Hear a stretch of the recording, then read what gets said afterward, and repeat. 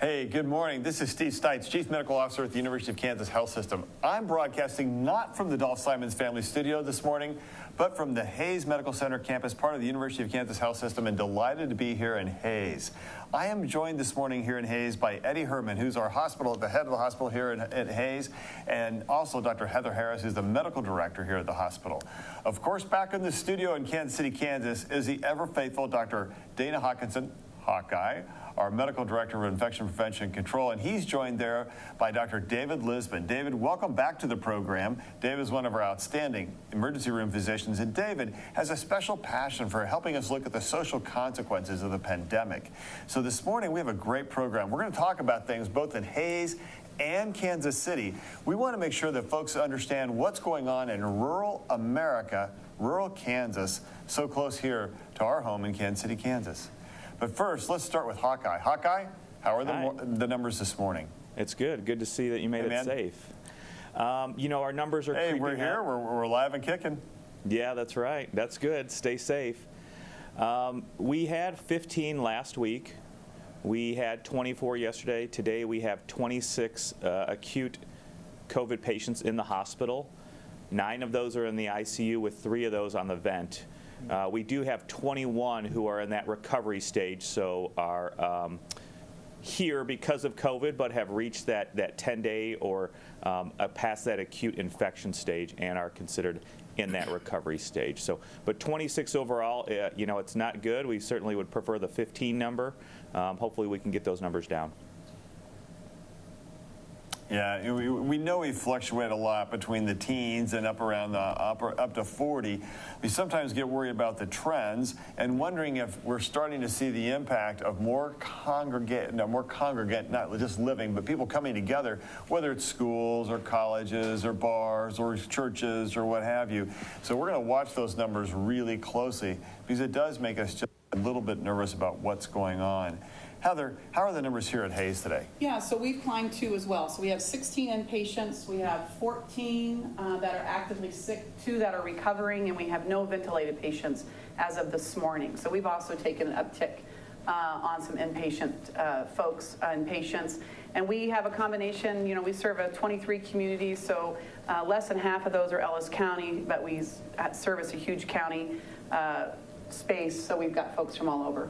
Yeah, that's a great point because you guys are such a referral center for western and central Kansas, and so I suspect you're going to get patients from all those areas who have COVID-19. How are those patients doing overall here? You know, they're doing well.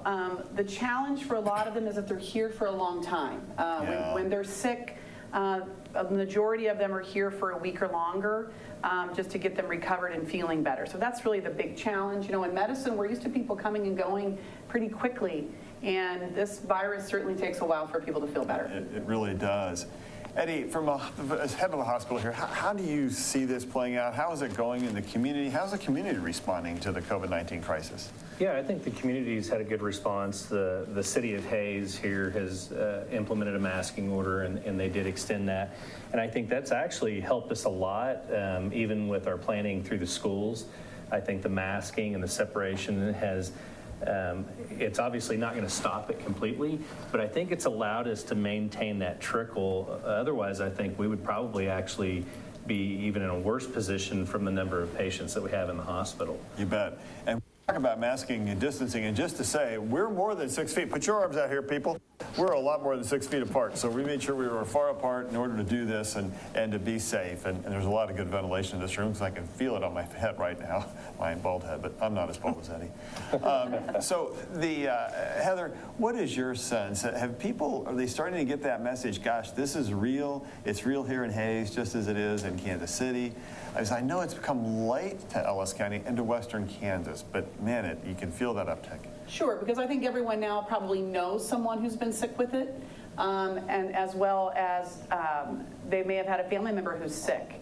and had to struggle with the morbidity and the longer the hospital stay. So yeah, no, I think people are understanding that the virus is here and that it, can take some consequences. Yeah, it really can.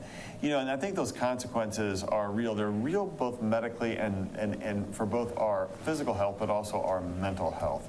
Pandemics are hard. And again, for some of us who are older, this is our really second major pandemic in the United States. I was driving out here yesterday with Bruce Tobey, who's the chair of orthopedic surgery here. And at Bruce's point, we were talking about how AIDS was really real to us back in the late 80s and early 90s. And man, this pandemic is very real, and it's really affecting, I think, people's mental and health and others. So let's talk a little bit about that with Dave Lisbon. Dave, you're back in the studio in KCK. Talk to us a little bit about some of the things that you know, and you've got that wonderful diagram about the 4 waves of a pandemic. Let's talk a little bit about that. Yeah, thanks, Steve. Good to see everybody this morning. Yeah, I think I'd be the first to admit I was a physician who did not think that October would be a place or time where I would still be talking about COVID at this level of intensity. So, so much for the prediction of physicians to some extent. This graph I showed before, we talked about some of the various parts of it. And I think at present, this 4th wave is in fact something that most clinicians, hospital systems, as well as people are experiencing. I think the fallout from COVID from a medical standpoint and from an economic standpoint, I know patients have commented on, how tired they are of this, how it's affected some economic well-being, even people who have been evicted, and how that's kind of playing and making some of their medical conditions worse, particularly those with a underlying anxiety condition, I've seen a number of patients who really felt like, wow, because of some of the economic stress, I'm not able to perhaps pay rent or provide other support for family members, and that causes their anxiety to perhaps be much more stressed. And in addition, even the aspect of perhaps having an interruption in medicine delivery. So that 4th wave, I think, is something that we're all experiencing now, and it's a real it's really something that's becoming manifest even inside conversations with patients. One of the things, as people have around the country have looked at this graph and it's spoken to what we've seen with coronavirus, the question of how it's affected people personally and professionally. Myself, I can certainly say that it's tried certain parts of my patients as I continue to, of course, try to be a good citizen, wear my mask, be careful about events that bring lots of people together. And those are important: birthdays, graduations. But having to say that in the absence of a present vaccine or something that we know medically will help us, we probably have to go back. We do have to go back actually to some of the simpler things, such as the mask and the distance. The other thing professionally, I would say, that I've seen, especially in the last couple of weeks, speaking for myself and somewhat anecdotally for the great folks I work with in emergency medicine, is that we have, of course, been vigilant and looking for COVID, the conditions, or rather the symptoms that speak to its possibility of being the diagnosis. And I think along the way, I've had some almost slip-ups in that I have missed thinking about some of the more common things that could be going on with patients, because I'm so fixated on trying to see if everything lines up with coronavirus.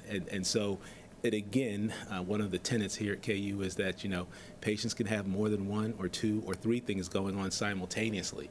So it's actually caused me to try to sharpen, what we call our clinical acumen, and make sure we're looking at the complete patient, and perhaps not giving the coronavirus such an elevated place in our thinking in terms of the diagnosis, if that makes sense to you guys.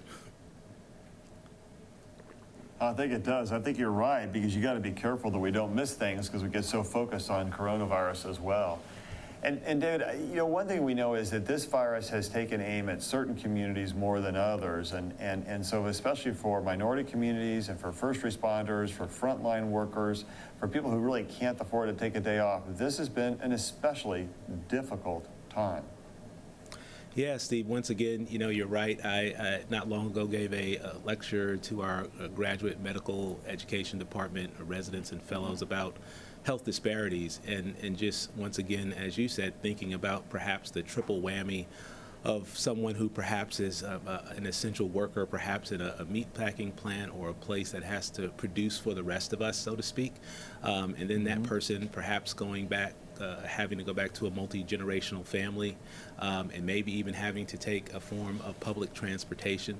So when we start to think about the amount of exposure, and if the virus is now relatively ubiquitous, we physicians talk about something called the inoculum, or how much virus you are exposed to. It really becomes a situation where, wow, not every situation is equal. And I think that this unmasking of our underlying healthcare inequities in our system is getting people to notice and thinking about ways to be more proactive for communities that are particularly vulnerable to the coronavirus and its spread. Indeed.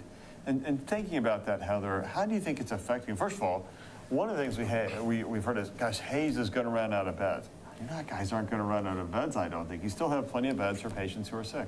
Absolutely. Yeah, no, we've got plenty of beds. We can get tight on staff at times. We have different places. We've expanded outside of our COVID unit for those that are a little less sick. But no, we've got plenty of beds, and we continue to be inventive with staff working long hours and working really hard to care for all these patients. So we do, we really don't want more folks being sick. So we want people to keep, doing the social distancing and wearing their mask and trying to keep staying healthy so that we can continue to keep the burden of patients limited here at the hospital the best that we can. Yeah, and I think those pillars of infection control, they follow you wherever you're going, whether they're in Hays, whether you're traveling to Hays, or whether you're here, it's mask up. And again, not mask up at the moment because we're pretty far apart.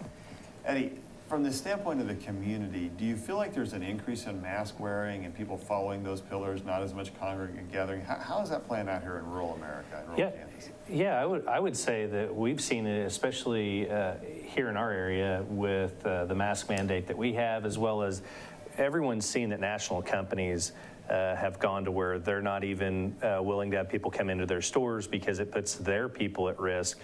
Which we have to all understand, that you go to Walmart to get groceries, or you go to Dillon's or someone out here to get groceries, if you put the people that work there at risk, and then we put ourselves at risk at not having a place to go and get that. And so I think people are really starting to understand that wearing a mask is for the other person's safety. The mask isn't really there to help you be protected. Right. We wear them for each other. So really, you're just telling your community, hey, I care enough about you that I don't want to risk that maybe I'm asymptomatic and I don't even know that I have the virus, but I'm not willing to take that chance on your behalf because I just don't know what's going on for that individual. Yeah, it's a great way of saying I love you, right? No, and they're doing a great job. And we've even had traveling teams to Hays for different sporting events indoors, and they've all worn masks, and everybody, tries to kind of sit. You can tell in the old days, everybody would huddle together and watch the games, and people are trying to stay apart, and everyone's done a great job with the mask, and the kids have done an amazing job at school. Yeah, it makes all the difference. Just a great job. Well, Jill, I think let's first see if there's questions from media, either in Kansas City, Hays, or anywhere, that our panel can help answer. Media questions. All right, I'm not hearing any. So, Jill, I think you're up. What do we got out there? I bet there's a few questions this morning. We do. We have one reporter question from KCTV5, and it's around Halloween. They're wondering what's safe, what's not safe, what are your recommendations? Well, I think the safety grows if the Halloween costume includes a mask, Dana Hawkinson. What do you think? Yeah, absolutely. A mask, the outdoors for sure. The CDC has recently put out guidelines for Halloween and for Thanksgiving. I don't have any inherent problems with those. They again go to the basic concepts that we've been talking about. Outdoors is better than indoors. Small groups is much better than larger groups. Masking for sure. So I think all of those things, again, it's the major concepts that we're talking about, and that's what they endorse, and I think that's what we need to continue to advocate for as well. It's these major concepts. It's not just for Halloween, but it is moving further into the winter season as well. Yeah, it feels like around Halloween that this should be a great time for some really cool masks. I'm kind of looking forward to it because I think the kids ought to come up with some really inventive, cool stuff that we'll be able to see. So I think that's right. And when you're traveling out there on Halloween, still try to socially distance. If you're 3 kids, 4 kids get together, try and stay apart as best you can. Make sure they have masks on. Small groups are indeed better than large groups. I think we can make Halloween safe and still have some fun. And then when you go to somebody's house, we'll try and make sure that people stay distanced again and have some semblance of a normal life as you do that. I think that's probably the right thing to do, Jill. What other questions do we hear this morning? Pam wants to know, she uses a nasal rinse twice a day. She's wondering, A, does it help me with prevention of COVID? And 2, if I get COVID, will the nasal rinse somehow affect the test? Oh, Hawkeye, I don't think we have to worry too much about that. We have plenty of virus being shed. People use all sorts of things. And as somebody with patients who have cystic fibrosis often have a lot of nasal issues, unfortunately, rinses may help get rid of some of the antigen in the front part of the nose, but the swab goes back a long way. Don't think you're going to fool a swab and you're not going to fool a spit test or saliva test just because you do nasal rinses. What are your thoughts? Yeah, so there's been no really validated means of prevention by using nasal rinses. We've heard this on the show sometimes. Sometimes it's certain chemicals that they're using. I think this one may refer just to a neti pot, which I think is pretty popular, and people use it for a variety of reasons. Again, there's no validated evidence that suggests that it will protect you. But certainly, will it reduce? It may reduce the amount of virus there for that moment, but certainly I would think, by a half an hour later, it probably wouldn't have any effect at all. Your body is continually replicating this virus, and especially if it's early on in disease, you can have replication of very high amounts of virus as well. So any reduction would be very transient. Yeah. All right, Jill, what's our next question this morning? Lori, she has a 27-year-old son who's coming home. He lives 2 hours away. She says he wears a mask, but he also hangs with a bunch of people who don't, eating, playing games. She wants to know, when he comes, what should they do? Heather, what would you say to someone like that? I know I'd probably say, gosh, that's a little concerning. Let's go around the table a little bit. You and I and Dave and Hawkeye, we're going to take this one on. What are your thoughts? All right, so I hear this story a lot. We're in a town of college students. We have friends that have college students. They went away, had a good time, came home. Some of them have the virus. So boy, if you can invite them back into the home and have dinner with them, but maybe pick the long table at home. Yeah. And try to do some social distancing when he's home. Have him use his own bathroom because he certainly could be carrying the virus. I'd also, really try to avoid visiting the 80-year-old grandparents too. That's the group that always kind of makes me a little nervous. I'm with you. So particularly, depending on how healthy our person is too, that would make a difference on that visitation as well. David, what would you say? You don't want those people to come into the emergency room. What are your thoughts? Oh, we're always glad to, do what we can to help in this situation. I kind of echo Heather. I know you are. I think the biggest risk would be to those he's coming into contact with that might be immunocompromised in any way. That would be my biggest caution. And, I think I have children in that age group myself, and they've all been tested once out of just concern about the virus. Some of that will depend on how readily available testing is.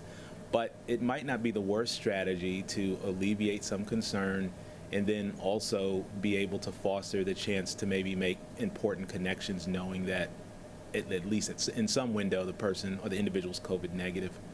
But again, it's a once again one of those risk-benefit things. I think the biggest issue is the caution to who else he might pass the virus on to. Yeah. Yeah. Hawkeye? Yeah, I agree. we see this happen every day. I do have some family friends who recently got diagnosed with it, including mother, a child, and grandparents, because there was a young person who came home for Labor Day weekend to spend time with the family. And that, when that person came home, where she was from, in college, there are cases there. And so now the whole family has it, essentially. And so those things absolutely do happen.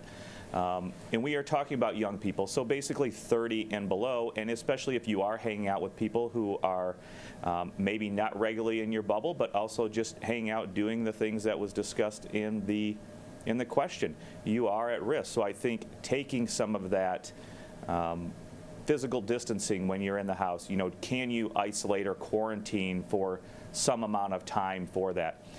Can we get testing? Depending on who you call and where you go and the reason to test, you may or may not be able to get testing, but we don't know exactly when to do that. Is it going to be, after you've been home for 10 days just to see if you're negative?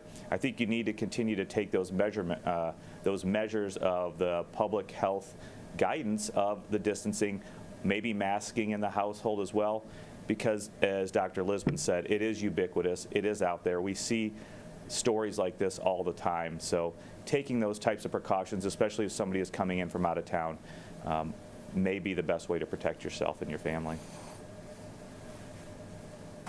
Yeah, I think that makes a lot of sense. So here we are in Hays, Kansas, and I got my bubble at home, and now I'm intersecting with Heather's bubble and Eddie's bubble, and yet we're 6 feet apart. To your point about the long table, Heather, we're staying apart. The wind's blowing in this room as I can feel it. That's going to move all those viral particles around. Makes me feel pretty safe. Now, my daughter came home in June, and she's from Chicago. She lives in Chicago. And I think she does a really good job. She's a lovely, she's a great kid, and well, she's not a kid, she's 30. And so, when she first came in, I was like, okay, I'm going to wear a mask, and we're just going to stay socially distanced. And that lasted for, like 5 minutes, and I gave her a hug. It's like, she's my kid. I'm going to give her a hug. I love her. So how do you handle that? I think the answer is you have to establish what your risk tolerance is. And here's what we did do. My 88-year-old mother-in-law, now 88-year-old, she was 87 when this program started 6 months ago. Now she's 88. You know what? She couldn't be in the room because I can't put that, to Heather's point, you can't put her at risk. I'm 60. Should I be put at risk? I don't know, but I can accept that risk personally. Don't know that I can project that onto my 88-year-old mother-in-law. So at the end of the day, you have to decide what you're going to be and what you're going to tolerate, and you have to have a conversation about that as a family, and you have to make wise choices. And remember, the more comorbid illnesses you have, the older you are, the worse your potential outcome. To David's early discussion about this pandemic and its effects on our mental health, and then you have to weigh those physical health things with your mental health, and you have to make a decision how you're going to do it. My decision was I was going to hug my daughter. And you know what? She's going to come home for Thanksgiving. She's driving. You know what? I'm going to hug my daughter. But I'm also going to have her get a negative COVID test before she leaves. I think the other thing is I see over and over again in the clinic is that patients in hindsight sometimes don't feel good. They go, oh, I wasn't feeling that good, but I went ahead and went to that function, or I went ahead and went to that work. And you can tell, and hindsight's great, right? But if people really will take a moment to really appreciate that they really maybe are kind of sick or not feeling their best that day, let's see what that looks like and kind of get away from those people, because we see it over and over and over again. If people might have just taken a little time out for that day, it might have avoided exposing a bunch of other folks. So keep doing the best we can. Yeah, it really is true. Monitor your own symptoms. If you're not feeling great, don't think it's just something you don't need to worry about. Especially young folks. It kind of looks like a cold to them. It really they don't does. get very sick, which I'm very thankful for. But yeah. Eddie, what are you going to do with your family over Thanksgiving? You got a plan? Yeah, I think that's one of the conversations we're having, is because we have a large family, and so are we all going to travel and get together, or are we just going to keep it to more of our just localized family that we've been around before and we know, and they're kind of already in our bubble? Yeah, that's a conversation we're all having. Okay, Jill, what else is out there? Earl wants to know, if COVID symptoms have ceased, does one have to still distance from the family? And also, Earl wants to know, how long does the virus stay in your body? Yeah. Well, yeah, that's a good one, Hawkeye. We know that after about 10 days, it's pretty unlikely that you shed virus.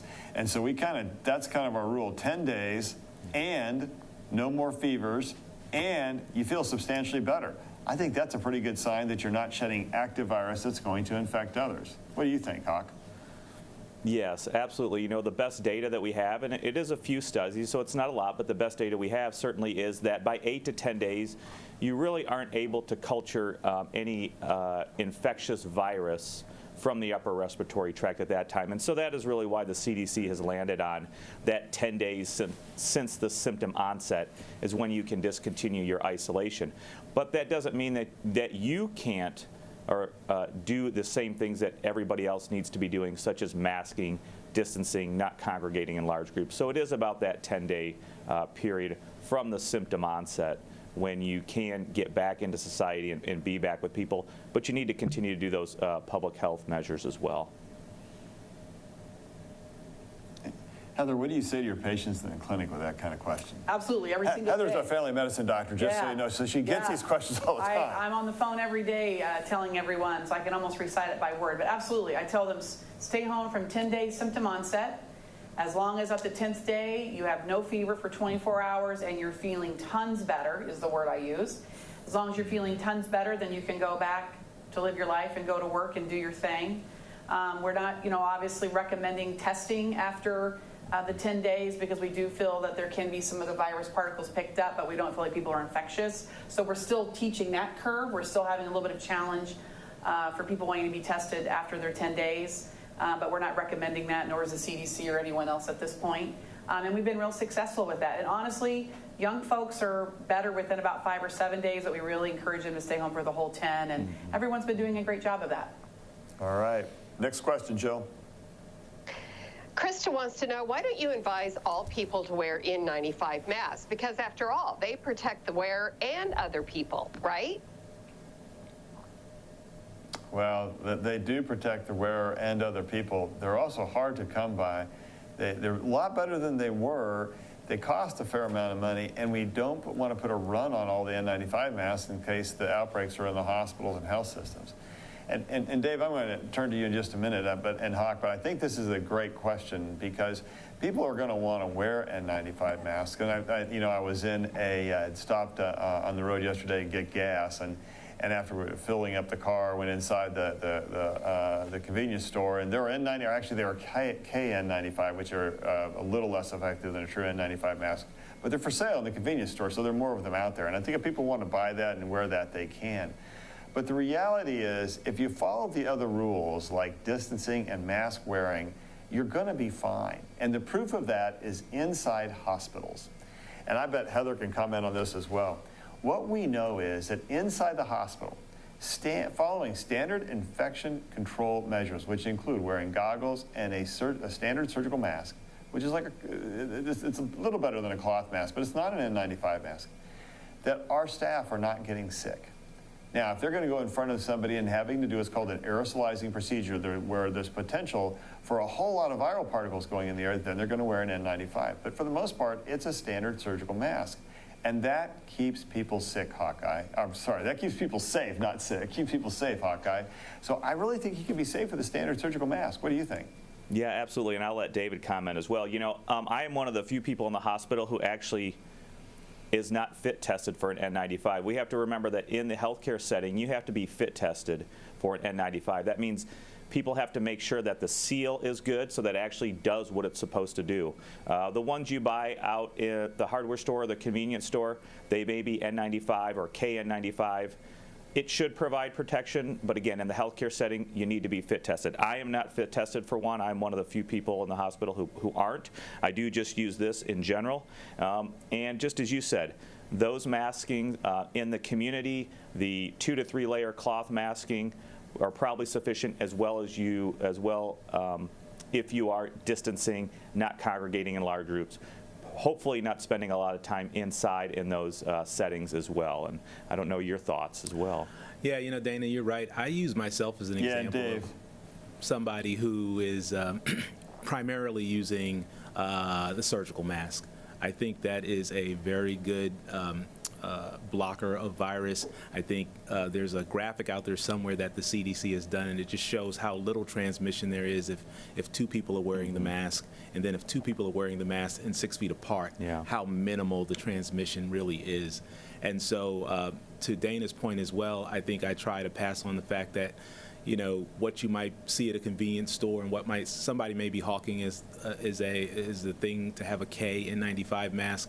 It's not quite the same, in that you'd be better off properly using a surgical mask to alleviate, or rather ameliorate your exposure to virus. So that's what I do. And of course, like Steve said, when we get into the settings where there's a high probability of COVID and or aerosolizing procedure, we don up and get completely ready. And so although that proves sometimes tiring, but it is a necessary thing. So. And Heather, from your standpoint with your folks, I'm betting you're saying the same thing. Absolutely. And I think the other thing that we do as healthcare workers, at least I know I do, and I see it all throughout the hospital, is we wash our hands all the time. And I don't know that, you know, when you're running around town all the time, if you're really washing your hands, obviously hand sanitizer works great, but at a minimum, I'm washing my hands twice for every patient before I see them and when I'm done. And, you know, I think everyone around the hospital is doing that too. So I think that's another valuable process and practice that will mitigate, you know, the contact of the virus. So I really encourage a lot of hand washing. And Eddie, from the standpoint of just supply, I suspect that there were a problem with PPE at first. How are you guys doing here in Hays now? Yeah, we've got an adequate supply. You know, that's one of the benefits of being in a system, is we've had the ability to go out and do some big bulk purchases to make sure that we can continue to have PPE to do surgical procedures. You know, that's part of the N95 equation too, is we really need them where we need them, and we just don't know yet whether we're done needing them or if we're going to need even more to move forward. And we need those for those patients who have emergent and urgent needs. And I would just say, you know, if you put on an N95, guess what? The rules of infection control and social distancing, they didn't change. So you put on a less comfortable mask that, if you don't have fit tested, is really not better than a surgical mask, and you still have to follow all the same rules. So I think that the proof is in the pudding. I don't know about pudding, but the proof is in the pudding, because in a hospital where we're wearing surgical masks, we're not spreading COVID-19. So I don't think you need to wear an N95 unless you're going to be in an aerosolizing procedure. I'm going to go operate on your sinuses. I'm going to stick a big a tube in your nose. I'm going to have you do a breathing. Things that we know cause the virus to have a higher concentration as we exhale, or when we want to have an N95 mask, Jill. All right, Janelle, she had COVID 5 weeks ago. Now her son has had an exposure. If he ends up positive for COVID, she wants to know, do I have to quarantine again? Well, that is a great question. First of all, we hope you're recovering well from it. And as we know that those COVID symptoms can hang around for a while, you know, our earlier listener had asked, is the virus still in your body? And I meant to qualify our answers, because we all said we think after 10 days you're safe. You may still harbor a little bit of virus, but more than that, you may still harbor the complications of having had that virus, and you can stay sick for a while. What we hope is that those antibodies, both the type that your body produces and some things your cells secrete, what we call humoral chemicals for our body that will help us fight against COVID, hang around for quite a while, and up to 3 to 6 months. So therefore, for somebody who's 5 weeks out, we're hoping that you won't get the virus again. But Dana, we don't know that that's 100% true, because that's not really something we've studied. And this COVID-19, this SARS-CoV-2 virus, it acts differently than other viruses. Yeah, you know, I agree with you. And especially to your first answer, we know that there are some viruses that hang around in our body. They get incorporated into our genome, things like HIV, CMV, HSV. I think we all know about varicella, which causes shingles. So that is many, many years after somebody has had chickenpox, they can get shingles. It's the same virus. That's because it is hanging around in our body. There's no evidence that this nor any other common coronavirus does that in our bodies. So, you know, I think moving forward, there's really no good guidance on what you should do, especially if you had it 5 weeks ago. That's pretty close to the acute infection. You should have some durable immunity at that point in time. We certainly do not recommend, you know, really testing at 90 days, and I'm almost recommending pushing it out to 120 days. Again, there's no data. That is really based on the 2 cases of reinfection that were seen about 140 days after the first infection. So I don't really believe you have to quarantine. We can certainly look for that specifically, but I don't believe there's a lot of good guidance in there. You should still try to have that other person isolated, though, and continue to do those other non-pharmaceutical interventions, such as the distancing, masking, hand washing, and things of that nature. Yeah, good stuff. All right, Jill, we just have time for a few more questions. So, All right, Karen wants to know, you've mentioned long-term side effects for some, even with mild cases. Her question is, if I'm asymptomatic, do I have a risk of maybe developing some chronic or long-term problems later on? you know, I think the answer to that is that we don't really know. We believe that even somebody with asymptomatic, though, can develop long-term complications related to blood clots and related to heart inflammation. But, and I think it's going to be clear that the risk of complications, as we study this over a period of time, I think the risk of complications will be much more likely in people who have more severe disease. And remember, the most severe complications we were worried about are lung disease, because you can get significant scarring in lung, heart disease, because it can cause inflammation and weakening of the heart muscle, problems with how well you think, because it can get into your brain. It can also cause blood clots. It can also cause some liver and kidney injury. So lots of things can go wrong with this disease. We think it's probably the more severe you are, the more likely you are to have them. But even asymptomatic people have to be wary. Of course, if you're asymptomatic and then you start having symptoms, well, you're no longer asymptomatic. So at that point, we'd say you've got something going on, Hawkeye. What do you think? Yeah, I agree with you. I think that the concept of asymptomatic and then suddenly 3 or 4 weeks down the road you develop symptoms, I think that's a difficult concept for me to understand. So we know that you can have changes in your body based on radiology, meaning either CT scan of your lungs or MRI of your heart. We know that even people who are asymptomatic can have those changes. It's really difficult to know, though, whether those changes mean anything, because just as you said, if you're having a symptom, then you are no longer asymptomatic. So I think more to the point, just like you mentioned, if you have more severe disease or moderate disease, you're probably more likely to have some of those complications on down the road. But once you have a symptom, you are no longer asymptomatic, so you aren't in that category anymore. If you have mild to no symptoms, they probably won't worsen down the road. You are certainly going to be at risk in the acute time for those things like blood clots. But other things, we know that people say, well, I lost my sense of taste and smell, and that can linger on, and that may be somebody's only symptoms. We know that can linger on for weeks as well. So, but again, once you do have a symptom, you are no longer considered asymptomatic. So. David, in your emergency room, are you seeing young people who thought they were asymptomatic and then get sicker? Yeah, actually we are. Speaking back to that graph, it has a graphic that shows the first wave tail ICU folks. So that green line, the red, the first wave tail post ICU recovery. We're actually seeing purple. A lot of people who are that curve is not going all the way down. It is staying rather flat and higher, meaning that we've all seen in my group numbers of people who've had a COVID infection and they're maybe still feeling a little tired, fatigued. Mm-hmm. I've seen a number of people who have had a persistent cough and they wonder if it's gone. And I mean, these are individuals who, in my experience, have been tested positive perhaps a month to 6 weeks earlier, and they still don't feel quite right. Many of them admit that a lot of things are back to normal. And so, once again, back to that fourth wave, they're experiencing a lot of psychic concern about, am I still sick? Can I still infect anyone? I'm not quite myself. And even may I not, or do I not have kind of the energy I once had? I've had several people who I've, out of concern and abundance of caution, retested, and I'm glad to say a number of them have turned up negative. So I don't know completely immunologically where I would kind of put my pin on whether they've had a complete response and are now immune. But I think I've had some gratification in telling people, wow, at least right now your test is not positive.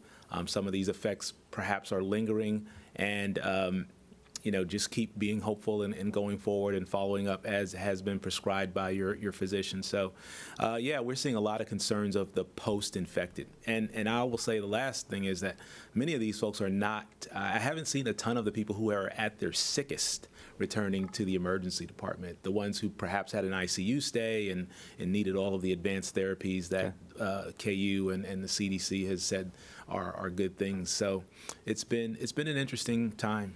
Yeah, no, I think that's a good point. And even in studies that have been done, such as even with the common coronavirus, the really definition of asymptomatic can vary between studies. We have to note that asymptomatic means really absence of all symptoms. Just as you said, as you look back and people are discussing it with your provider, you may be like, oh, well, I actually did have this symptom. So that really negates the asymptomatic part of that. So hopefully that answered that question. Any other questions, Jill, or one more, or are we going? Yes, we do. Okay. We have one. I think there we go. Hey, we're back with you. All right. Yay. Melissa is from Hays. Can you hear me? Yes. Okay. Yep, we got you.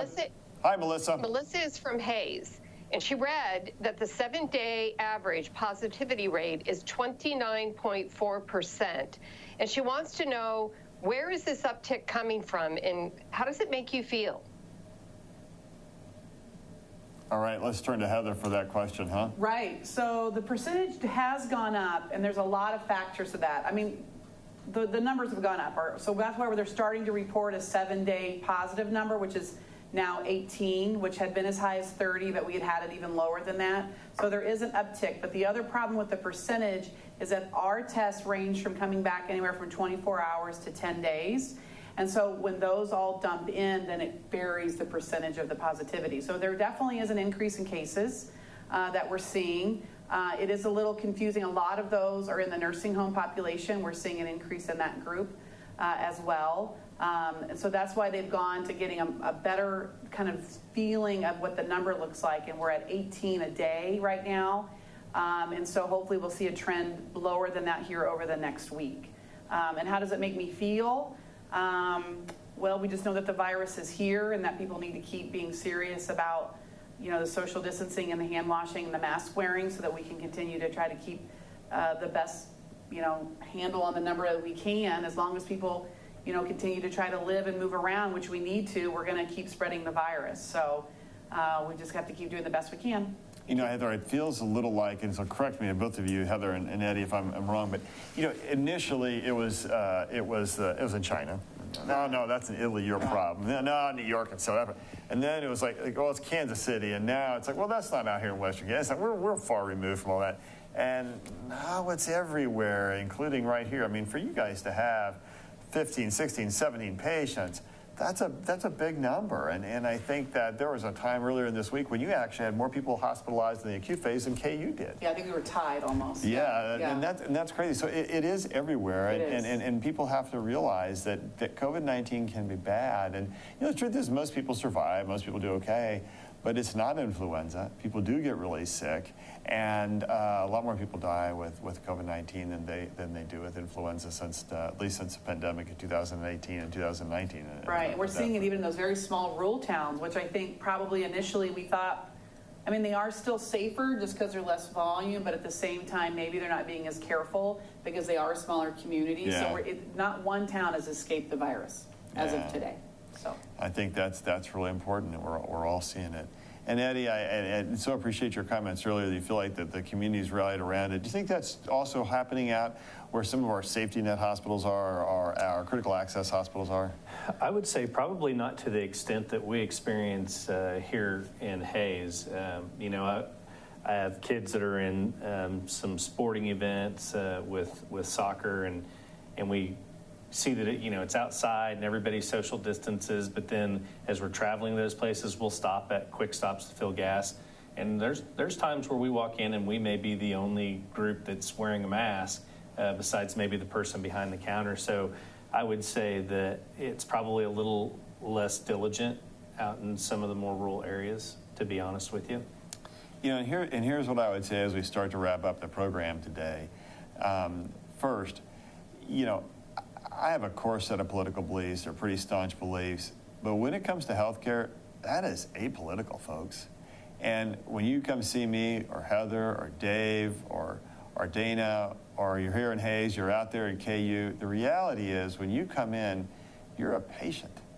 And it doesn't matter what your political or religious or ethnic or any other racial beliefs or background is. We are here to take care of you. And our job on this presentation and our media thing, the reason we've been at it for over 100 days is we're trying to take care of you. And we're trying to give you a message of how to stay safe at a time when there's a lot of rancor and there's a lot of false information and there's a lot of baloney out there, frankly. And so what you got to do is listen to the people that are trying to keep you safe, because then you can make an informed personal decision about what you're going to do to stay safe for yourself, your family, and all the folks you love and your community. So Dana, as we wrap up the day, final thoughts this morning? Yeah, I agree with you 100%. We are doing this because we care about people. We care about the science and the medicine. It has nothing to do with political views or anything like that. We try to present the most up-to-date and accurate science. I was watching a show with about Albert Einstein and Stephen Hawking yesterday, and one of the reasons that Albert Einstein had to leave Germany was because there was a huge pushback against science and a debunking and believing that science wasn't needed and wasn't working. Follow the science. We are trying to follow the science. Everybody from Dr. Birx and Dr. Fauci on down to us who are treating patients every day, and Dr. Lisbon, who's in the ER every day with people who are coming in with acute illness. We are doing it because we care. We want to continue to provide that most up-to-date and follow the science, and that is the way that we are going to be able to get out of this. Continuing to follow the science, doing the most accurate and best practices to help protect ourselves, our loved ones, and the rest of the community. Yeah, so true. Dave Lisbon, final thoughts. I would, of course, urge everyone to remain hopeful. I think that my wife helps me with this, and she adopted what is the new normal a while ago, and I was a little resistant. So I was like, oh, this will be over. But so I think I would encourage both myself and others to think about a thoughtful new normal where, because humans are social animals and we're the better for it, we just have to be thoughtful and careful about our gatherings. We have to, at this point in the evolution of this pandemic, really rely on what can be thought of as the simple things, the public health things that we know work. So really wearing those masks, keeping that distance, being, again, very thoughtful about the large gatherings. And again, we are confident that science will bring an answer for us for this pandemic, and that that the community will pull together to do what's best. And I want to thank the community for being very patient with us in emergency medicine. Our volumes are back up again, and I do applaud and continue to advocate that if you've got a series of chronic medical conditions and you think something is awry, please come. We have the facilities and the wherewithal to separate and keep you safe, as well as take care of your medical problems.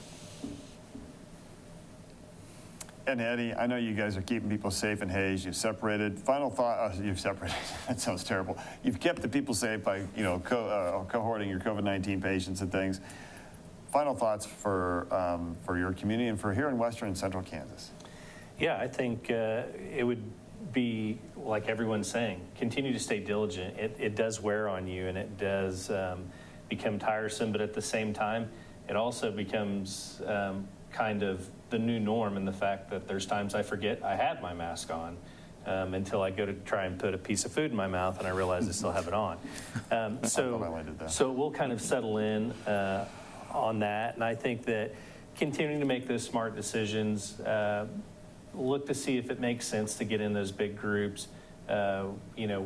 Weddings of 500 people in an enclosed space probably don't make the best sense at this point in time for our communities. So just continue to do that and make good decisions. Heather, final thoughts. Well, first of all, thanks for coming out to Hays for the show. It was a lot of fun. We're just here to take care of people. That's what we do every day. I think we do a really great job of it. And, keep doing your best. And I agree with some of the thoughts today. People are anxious. People are sad. you just have to find your new focus, you know, whatever that might be. Change is inevitable. I've planned and canceled more activities in the last 4 months than I ever have in my life, and I don't like that. I'm a planner. So now I'm just ready to change it. My weekend plans, I had several things I was supposed to do, and now I don't have to do any of them. So maybe I will swing a golf club a little bit more this weekend. So yeah, I mean, I think we just have to be more nimble and be patient. Yeah, I think that's a good message. Hey, Thursday, back in the studio in KCK will be Patrick Salee, the CEO of Vibrant Health, and Julian Van Loo, who's the director of the Unified Government of Wyandotte County and KCK Public Health. Together, they're going to talk a lot about how the virus has spread in the dot, including the death toll, which continues to show significant racial disparity. A couple of slides looking at some great masks. This reminder from Mia, who wants us to know that everything is going to be okay. Please wear your mask for each other. And then this one from one of our new cancer surgeons, Lindsay Kilgore. She recently came to KU after completing her residency at MD Anderson and is now practicing in her cancer center. These are her toddlers who proudly wear their masks to keep others and their mama safe from COVID-19. You know, it is about keeping each other safe. And Dave Lisbon, I loved what you said about your wife. I know your wife, and your wife, my wife, they kind of grew up together. And I will say, I think my wife's done a great job at helping to keep our family safe as well. And you know what? Isn't that the message? Isn't that the right thing? That we work together, we tell the truth, we have an honest, real conversation, and we work to keep each other safe. That's how we get through this. And we can do it because we know when we follow the pillars of infection control, we can stay safe. I'll be on the road for the next few days. I'll try and check in periodically, back in the studio next Thursday. But you know, be staying safe. Be wearing a mask wherever I go. And I'll try and send some photos along the way about what I'm seeing out here. Because I think we're going to find that people are starting to get that message and they're starting to wear their masks. Because we are going to do this. We're going to get through COVID-19. We're going to do it together. We'll see you soon.